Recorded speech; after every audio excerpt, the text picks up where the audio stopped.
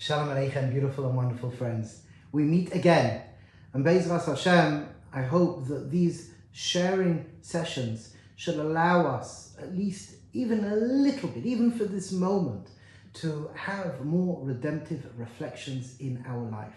Coming to recognize the beauty of what we could be, living with that hope, living with Be'ezras Hashem, the principles that can upgrade our lives in deep, deep ways. Be'ezras Hashem, being the beings of love that we can be, being the light, the pillars of light that we should be, and living with that tremendous hope, radiating hope and compassion. Be'ezras Hashem Yisbarach.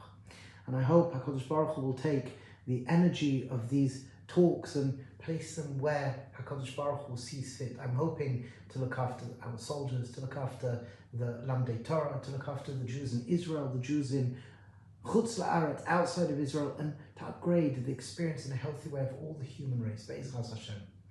So we started to speak a little bit about what we call Tikkun HaMidos, fixing up our midos. There are negative midos and so many good, beautiful, positive midos. And we want to have far more of that in our life.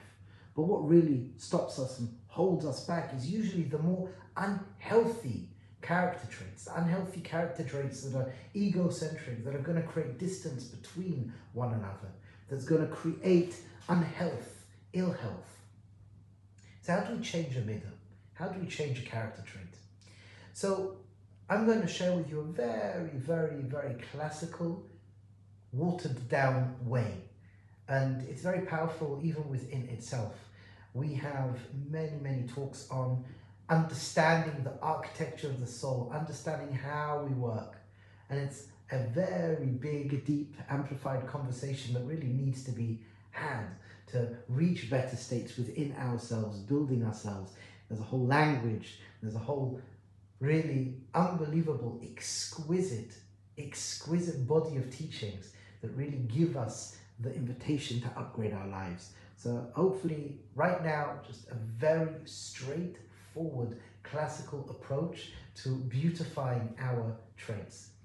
So a person has a trait that they want to work on, whether, for example, they don't want to be as lazy, they want to be more motivated, or they don't want to get agitated and angry, they want to be more calm, or for example, they are selfish, so they want to be selfless.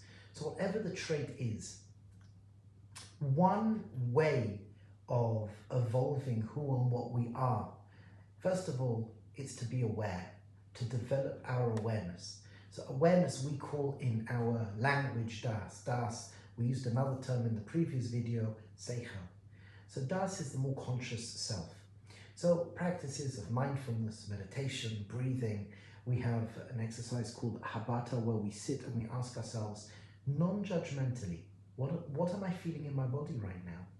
Or what emotions am I experiencing right now? Or what thoughts am I experiencing right now? We could be aware of our thoughts, feelings, and physical sensations.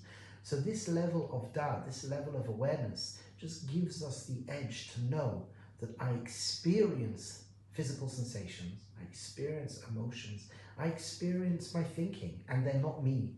They are part of my experience, and I can observe them non-judgmentally. So first and foremost, awareness.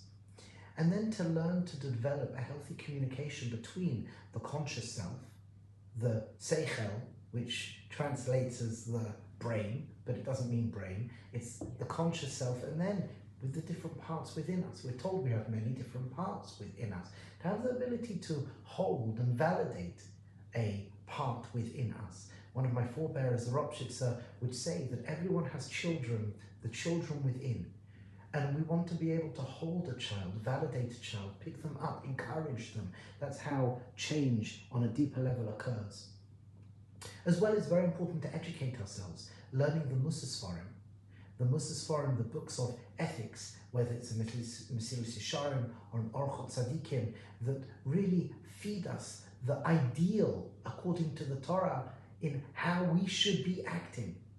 And then, for example, it's involving yourself in practices. So being conscious to practice, if a person's angry, to be calm. If a person's controlling, to let go, whatever it may be, figuring out what do I want and then practicing it in my life, either through techniques of meditation, journaling, visualization, whatever it may be.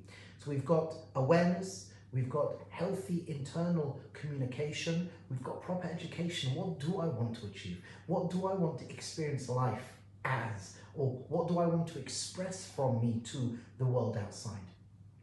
To make conscious practices, conscious, attainable practices, and then in real life, practicing the shifts that you are cultivating.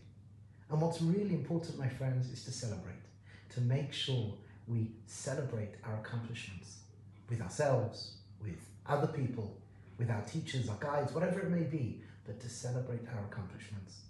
So here are a few ideas in regards to the nature of change. And as we go on, we're going to hopefully share these different midot that are found in the different nations of the world, the unhealthy and hopefully the healthy. So then as we are beautifying and rectifying these traits within, the goal is that that light, that beauty, that uniqueness within will shine out.